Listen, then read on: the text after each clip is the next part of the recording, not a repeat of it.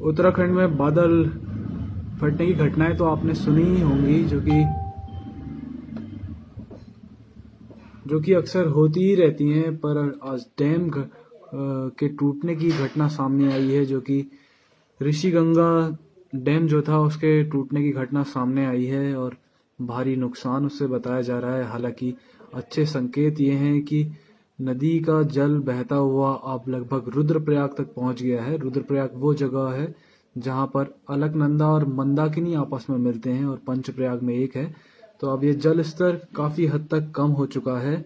और ये एक राहत की सांस है प्रशासन के लिए भी और उसके आसपास रहने वाले लोगों के लिए भी, क्योंकि शुरुआत में जिस तरीके की वीडियो सामने आई थी तो उससे लग रहा था कि बहुत ही भारी नुकसान हो सकता है।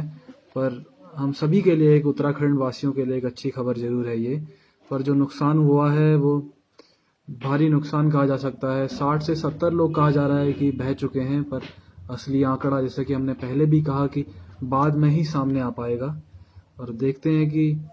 क्या आंकड़ा सरकार की तरफ से सामने आता है। फिलहाल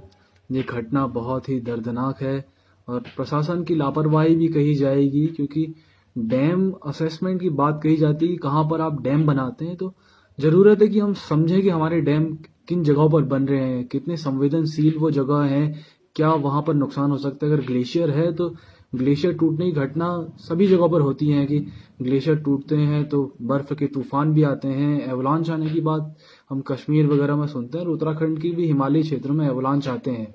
पर क्या हमारे लिए बिजली इतनी जरूरी हो चुकी है उत्पादन करके उसे बेचना, कि वो ऐसे संवेदनशील जगहों पर ही बनाए जाएं? ये भी एक सोचने की बात है। इसलिए हमें गौर करना होगा कि जिन जगहों पर ग्लेशियर हैं उन जगहों पर कम से कम डैम आसपास पे ना बनाए जाएं, क्योंकि डैम बना के हम उत्पादन तो कर लेंगे, पर जो जान माल की हानि होती है उसे हम कैसे वापस लेके आएंगे, असली प्रश्न ये है। तो अभी फिलहाल जो भी है, सरकार का साथ देने का समय है। सरकार का क्रिटिसिज्म बाद में हो सकता है, पर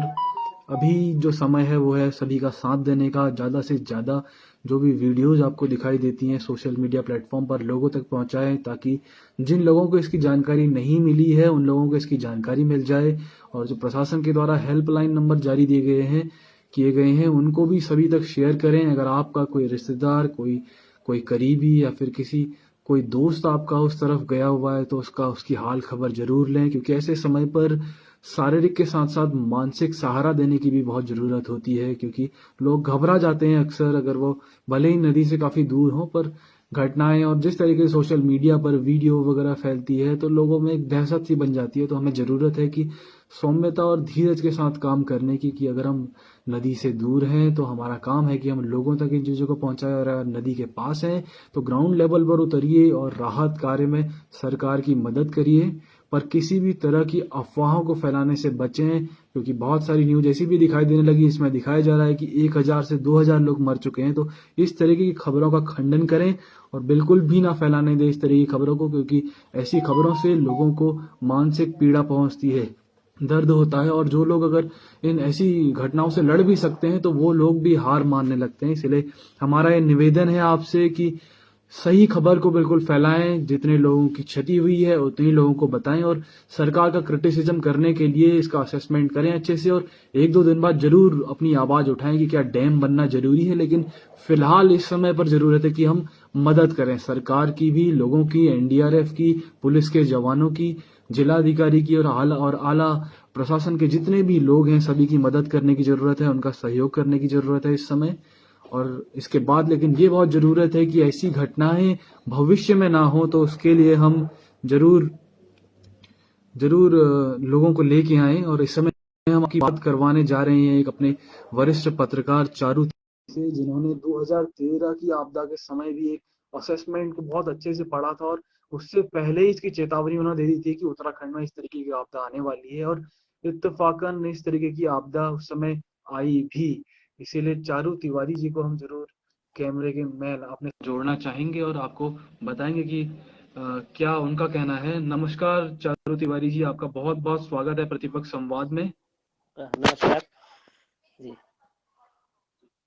आज एक हेलो। बहुत ही दुखद घटना सर घटी है उत्तराखंड में, और जो आपने जान ही ली होगी, क्योंकि आपको पर्यावरण का अच्छा जानकार माना जाता है। जैसा कि मैंने दर्शकों को बताया कि 2013 की आपदा के समय आपने उससे पहले किस तरीके के असेसमेंट को पढ़ के एक बहुत बढ़िया रिपोर्ट बताई थी, और वो हादसा घटा। और पर्यावरण के बारे में आप हमेशा आवाज उठाते रहे हैं, भले ही आपकी आवाज को दबाने की कोशिश लोगों द्वारा की जाती है। कहा जाता है कि ये सरकार विरोधी बातें करते हैं, विकास विरोधी बातें करते हैं, पर आपकी बातें हमेशा ही सटीक साबित हुई है। इसीलिए आज हम अपने चैनल पर आपको लेके आए हैं और आपसे जानना चाहेंगे कि आपकी क्या राय है और आप क्या समझते हैं कि क्या किस तरीके से इससे बाद में उभरा जा सकता है, और फिलहाल अभी क्या लोगों को करना चाहिए। बट जी, सबसे पहले तो ये बड़ी दुखद घटना है कि उत्तराखंड में जो पर्यावरणीय संकट लगातार आते रहते हैं और आते रहे हैं, और प्रकृति अपने ढंग से हमेशा अपना प्रतिवाद भी करती रहती है। अभी जो घटना हुई है ये बड़ी चौंकाने वाली भी है, हम सब लोगों के लिए बड़ी दुखद भी है। सबसे पहले तो मैं यही बात कहना चाहूँगा कि जो ये आपदा आई है इससे निजात पाने के लिए सबसे हम जितने भी निकटवर्ती जो क्षेत्र के लोग हैं वो अभी जो अलर्ट सरकार द्वारा भी किया गया है और विभिन्न संगठनों द्वारा भी लगातार जिस बात को कहा जा रहा है कि लोग जान माल का उससे बचने के लिए थोड़ा अपने को सुरक्षित रखें। सबसे पहले मैं भी यही कहना चाहूँगा कि अभी जो तात्कालिक जो घटना हुई है उस पर हम सब लोगों को सावधानी से और बिना किसी अफवाहों पर ध्यान देते हुए सुरक्षित स्थानों पर जाने का काम करना चाहिए, और उसके बाद फिर आगे की बातें हम करते हैं। जी सर। हाँ जी। सर, ये कहा जाता है हमेशा कि डैम बनाने के लिए असेसमेंट बहुत जरूरी है, कि हम यहाँ तहाँ कहीं भी डैम नहीं बनाते। तो इस समय ये लापरवाही देखी गई है कि ग्लेशियर के पास में डैम बना था, और यही कारण बताया जा रहा है कि ग्लेशियर टूटने के कारण डैम का बहाव इतना तेज हो गया कि डैम के द्वार जो है वो टूट गए। तो कितना सही है कि हम डैम्स को ऐसी जगहों पर बनाएं। पहली बात तो ये है कि अब इस तरह की बातें करना ये बहुत पुरानी बातें हो गई हैं, क्योंकि लगातार उत्तराखंड में जब से भी विकास की बात होती रही है, जब से भी पर्यावरण और विकास के बीच संतुलन बनाने की बात हुई है, यह बात बार बार उठाई गई है कि हिमालय बहुत संवेदनशील पहाड़ है, बहुत बाद में बना हुआ पहाड़ है, उसमें अभी भूगर्भीय प्रक्रियाएं और भूगर्भीय जो हलचलें हैं वो जारी हैं। हमारे जो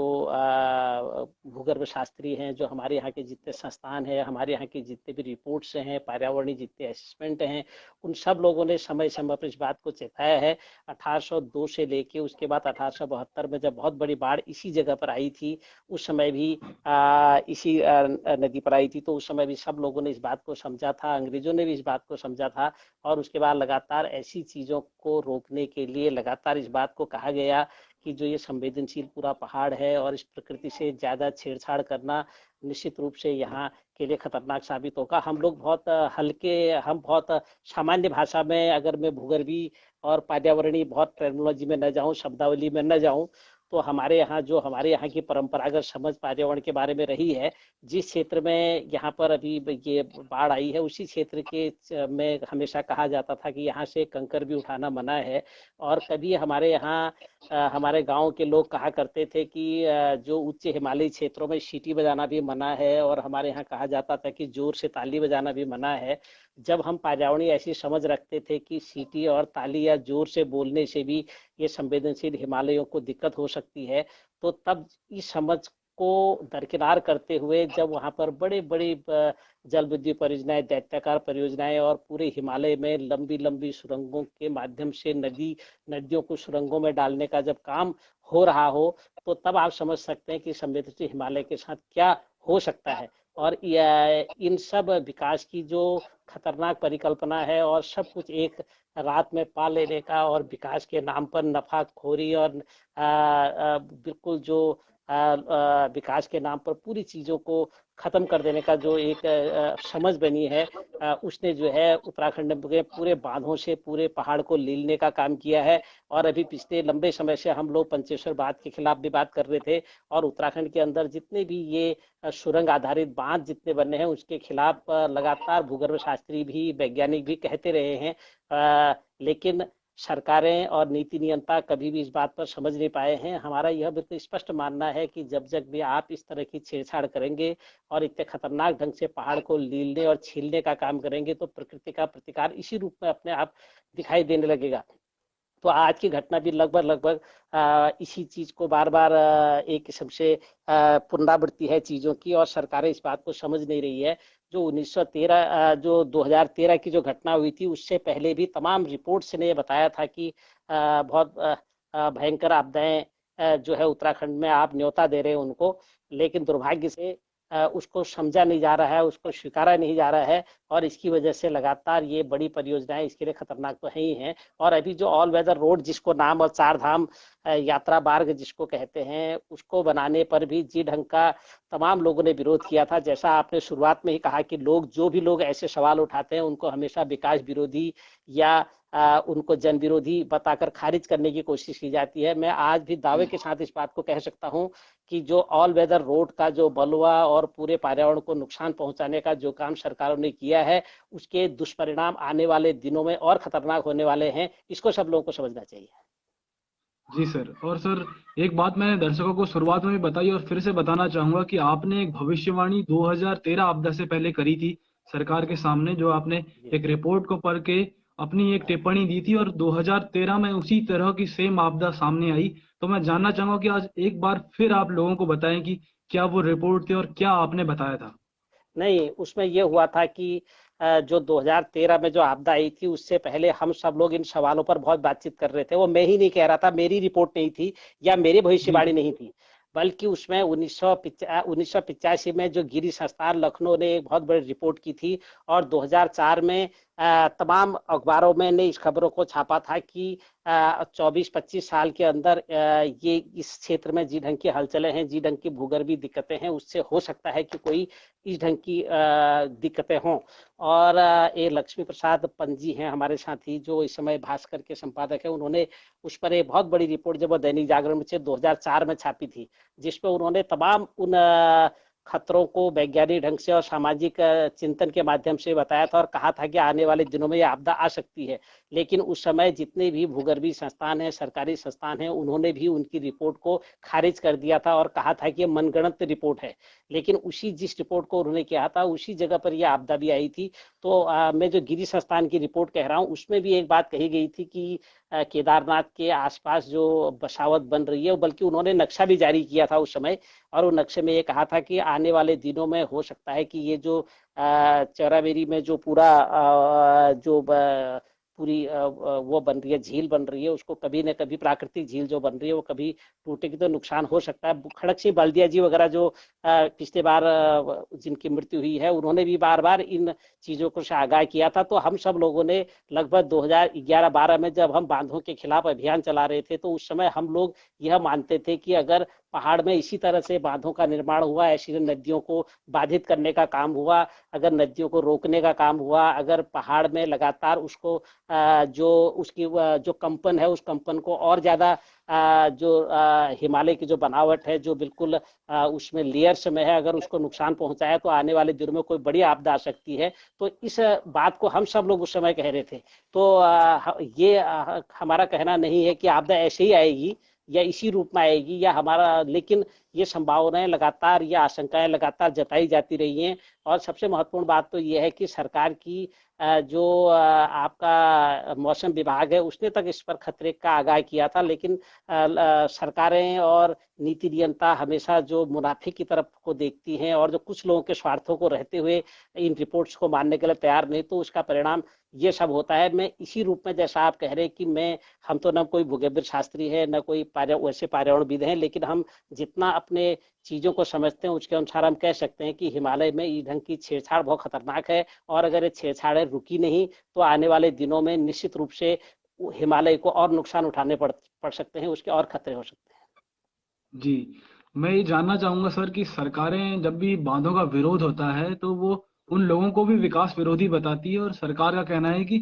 बांधों से ही विकास हो सकता है। और उनका तर्क है कि जब हम बिजली बनाएंगे तभी गांव के लोगों को, उत्तराखंड के लोगों को बिजली मिल पाएगी, और तभी हम बिजली को बाहर बेच पाएंगे। लेकिन अगर बांध बनते हैं तो पर्यावरण को नुकसान जरूर होता है। चाहे अगर हम पंचेश्वर डैम जिसके बनने की बात हो रही है, अगर हम उसकी बात करें तो उससे भी कई सारे गांव जो हैं वो नदी में समा जाएंगे, वन संपदा को बहुत हानि होगी, और उसके अलावा वन्य जीव जो हैं उनकी भी बहुत हानि होती है, और आसपास का जो एटमॉस्फेयर होता है वो भी कई सालों में बिल्कुल बदल जाता है, जो कि टिहरी डैम के बनने के बाद भी देखा गया है। तो ये विकास और पर्यावरण के बीच की जो लड़ाई है, क्या इसका बीच का रास्ता आप देखते हैं? इसके बीच का कोई रास्ता नहीं होता। पहली बात यह है कि अगर आप पूरे इस नदी क्षेत्र में देखें, अलकनंदा वाली पूरी पट्टी को आप देखें, तो अलकनंदा जो है मुख्य रूप से जब बहती है तो उसमें सबसे पहले विष्णु प्रयाग, जहाँ पर विष्णु गंगा उससे मिलती है, दूसरा जो प्रयाग है उसमें नंद प्रयाग, उसमें नंदाकिनी मिलती है, तीसरा प्रयाग है कर्ण प्रयाग जिसमें पिंडर मिलती है, चौथा है आपका रुद्रप्रयाग जहाँ पर उसमें मंदाकिनी मिलती है, और उसका पांचवा प्रयाग जो है जहाँ पर भागीरथी और भेलंगना का संगम होता है वो देवप्रयाग है, वहां से वो गंगा बनती है। तो ये जो दो रास्ते हैं भागीरथी और भिलंगना, भागीरथी का आने का और दूसरा अलकनंदा के आने का, अगर मैं उसमें आपको थोड़ा सा बताऊं, अगर मोटा मोटी बताऊं, तो उसमें अलकनंदा है, उसमें विष्णु प्रयाग है, उसमें तपोवन विष्णुगार परियोजना है, उसमें विष्णुगार परियोजना पीपल कोटी वाली परियोजना है, उसमें जो है बोबला नंदप्रयाग परियोजना है, उसमें नंदप्रयाग लंगासू परियोजना है, उसमें उत्यासू परियोजना है, उसमें श्रीनगर वाली परियोजना है, कोटनी बेल परियोजना है, उसमें फिर देवप्रयाग में जब हम आते हैं तो इधर कोटनी बेल दो परियोजना है, कोटेश्वर है, टिहरी है, मनेरी भाली फर्स्ट है, मनेरी भाली पाला परियोजना है, आपका जाड़ गंगा परियोजना है, करमोली परियोजना है, भैरव घाटी परियोजना है, पाला, मतलब इसमें इतनी सारी परियोजनाएं इस गंगा तक बनने पर दोनों रास्तों में आती है, चाहे भागीरथी का हिस्सा हो या अलकनंदा का हिस्सा हो। अगर मैं डिटेल में जाऊंगा तो लंबी बात हो जाएगी। मेरा कहने का मतलब है कि पूरी इन नदियों को जी ढंग से बांधों से और सुरंगों से, अगर मैं आपको डाटा दूं पूरा, अगर उत्तराखंड में जी ढंग के बांध परियोजनाओं को बनाने का सिलसिला सरकारों ने शुरू किया था और जी ढंग से उन्होंने बांध परियोजनाओं को अनुमति देने का काम किया था, अगर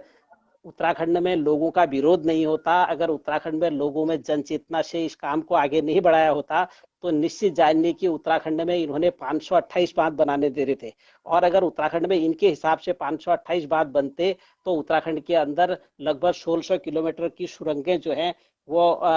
नदियां बनती, अगर मैं पूरा उसका आंकड़ा लगाऊं। और आज भी जो परियोजनाएं बन रही हैं, जो प्रस्तावित है, उनके भी अगर सुरंगों का हम अनुमान लगाएं तो वह लगभग 700 किलोमीटर की सुरंगें बनती हैं। जब पहाड़ को इतना आप नदियों के अंदर सुरंगों के अंदर नदियों को डालने की कोशिश करेंगे, और फिर अब आप इतना बड़ा पंचेश्वर जैसा बांध बनाने का सपना देख रहे हैं, तो उस पर निश्चित रूप से सोचा जाना चाहिए कि ये मैं तो पर्यावरण की दृष्टि से या मैं जियोलॉजी की दृष्टि से भी इस बात को नहीं कह रहा हूं, मैं एक लेमैन की तरह से इस बात को कह रहा हूं कि नदियों के अंदर, नदियों को अगर इस ढंग से सुरंगों के अंदर डालने की साजिश आप लगातार करते रहेंगे और इतनी लंबी सुरंगों का अगर जाल आप बिछाएंगे, तो निश्चित रूप से पहाड़ के, संवेदनशील पहाड़ को और संवेदनशील हिमालय को नुकसान तो होना ही है, इसमें कोई दो राय नहीं है। जी सर। अंत में मैं आपके आपसे संक्षेप में एक संदेश चाहूंगा कि आपदा के समय आप लोगों को क्या कहना चाहेंगे कि किस तरीके से उनको इससे निपटना चाहिए, और क्या इस समय सरकार की मदद करनी चाहिए, और अगर आगे वो सरकार का इस चीज पे विरोध करते हैं तो क्या क्या हथकंडे ऐसे लोग अपना सकते हैं कि अहिंसक किस तरीके से अहिंसक आंदोलन लोग चला सकते हैं डैम के खिलाफ? आप एक बार वो बताइए।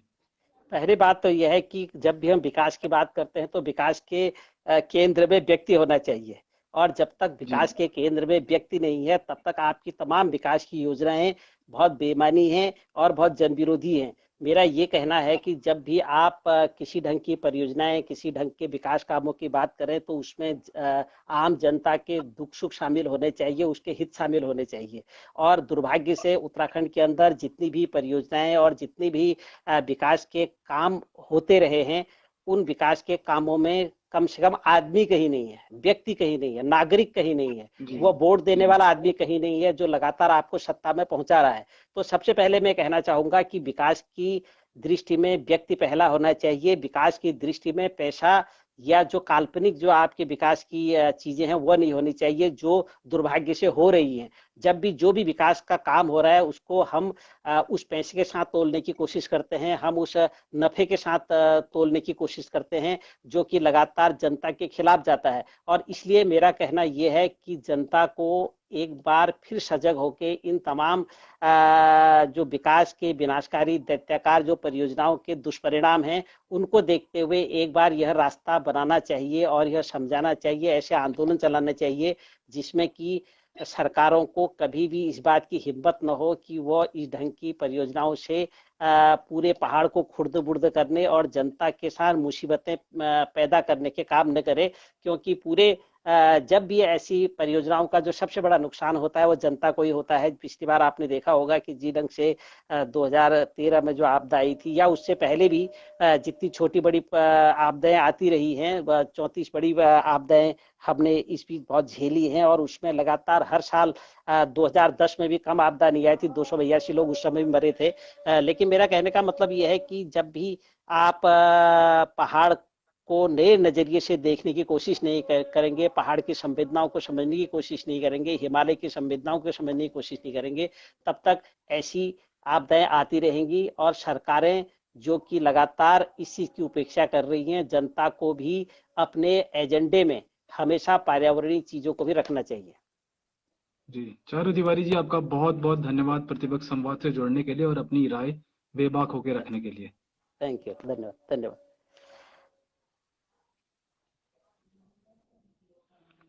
तो दर्शकों को हम बताना चाहेंगे कि ये थे वरिष्ठ पत्रकार चारू तिवारी जी, जो बेहद लंबे समय से पर्यावरण से जुड़े हुए हैं और पर्यावरण के विषय में जब भी कहीं ऐसी कोई घटना होती है तो अपनी आवाज जरूर उठाते हैं। और हमें भी जरूरत है कि ऐसे लोगों का साथ देने की, क्योंकि जरूरी नहीं है कि हरियाणा, दिल्ली, मुंबई के शहरों में बसे लोगों को भारी बिजली पहुंचाने के लिए या फिर उन फैक्ट्रियों को बिजली पहुंचाने के लिए हिमालय को खोदा जाए, यानी हिमालय के आंसू बहाए जाएं, क्योंकि यहाँ भी कुछ लोग रहते हैं जिनको इन परियोजनाओं से कोई खास फायदा तो नहीं मिलता है। क्या ज्यादा से ज्यादा एक चौकीदारी की जॉब और इस तरीके की जॉब मिल जाती है, क्योंकि एजुकेशन इतनी ज्यादा नहीं रहती है कि यहाँ का आदमी वहां पर इंजीनियर बन के चले जाए। इंजीनियर आते हैं चाइना से और वो डैम बनाते हैं, या फिर जर्मनी के इंजीनियर आके भारत में डैम बनाते हैं, उसके बाद कुछ हाइड्रो इलेक्ट्रिक इंजीनियर्स को जॉब मिलती है। इसीलिए जरूरत है कि हम इन चीजों को समझें और उस समय पर विरोध करें, क्योंकि बाद में हाथ मलने से कोई फायदा नहीं है, बाद में पछतावा करके कुछ नहीं होने वाला। इसलिए जब भी कोई डैम बनता है तो आप भी उस रिपोर्ट को ध्यान से देखें, कहाँ पर वो डैम बन रहा है। आजकल नेट का प्रयोग करके ज्योग्राफी को देखें उस जगह की कि ज्योग्राफी कैसी है। भूकंप जोन एक दिखाई देता है नेट पर, उसको भी देखें कि वो 1 में, 2 में, 3 में, 4 में या 5 में किस भूकंप जोन में आता है। तो उससे आपको उसकी संवेदनशीलता का भी पता लगेगा। और जहां तक मेरी समझ है, उत्तराखंड का जो उच्च हिमालय का हिस्सा है, गढ़वाल का पूरा हिस्सा और जहां तक कि कुमाऊं का भी, वो पूरा का पूरा भूकंप जोन 5 में आता है, जो कि अति संवेदनशील माना जाता है, क्योंकि ज्योग्राफी के हिसाब से जो हिमालय की प्लेट है वो यूरेशिया की प्लेट से टकराती है, जो इंडियन प्लेट है। और यही वो भ्रंश है जहां से हिमालय निकल के आया है, इन दो प्लेटों के बीच का हिस्सा। इसीलिए इस हिस्सा पूरे भारत में सबसे ज्यादा संवेदनशील हिस्सा है। इस चीज को हमें समझने की जरूरत है। और जरूरी नहीं है कि विकास इतना जरूरी हो जाए इन बिजली के जरिए कि हम हिमालय को खोद के बनाएं। आजकल अलग अलग जरिए भी आ चुके हैं, सोलर पावर का हम इस्तेमाल कर सकते हैं, उसके अलावा थर्मल एनर्जी का भी हम प्रयोग कर सकते हैं कि जमीन के अंदर से जो गर्म पानी होता है उससे हम टरबाइन को चलाएं, क्योंकि हमारा मेन फोकस क्या है कि हम टरबाइन को चलाकर विद्युत पैदा करना चाहते हैं। तो उसके लिए कई अन्य तरीके भी हैं। इसलिए अंधाधुंध विकास के खिलाफ हमें भी आवाज मुखर करनी होगी, तभी हम आगे आने वाले समय में अपने हिमालय, अपने उत्तराखंड, अपने पहाड़ को बचा पाएंगे। देखते रहिए प्रतिपक्ष संवाद और इस वीडियो को शेयर करना ना भूलें। हमारे चैनल को यूट्यूब में जाके सर्च करें प्रतिपक्ष संवाद, वहां पर भी हम अच्छे अच्छे कंटेंट डालते रहते हैं। उसको अपने दोस्तों के साथ शेयर करें और हमारे चैनल को भी सब्सक्राइब करें। और आपकी कोई भी राय है तो कमेंट में जरूर लिखें कि क्या आपका मानना है कि विकास की और पर्यावरण की इस लड़ाई में किसको ज्यादा प्राथमिकता देने की जरूरत है और क्यों जरूरत है, ये भी जरूर लिखें। आप सभी का बहुत बहुत धन्यवाद। जुड़े रहिए प्रतिपक्ष संवाद।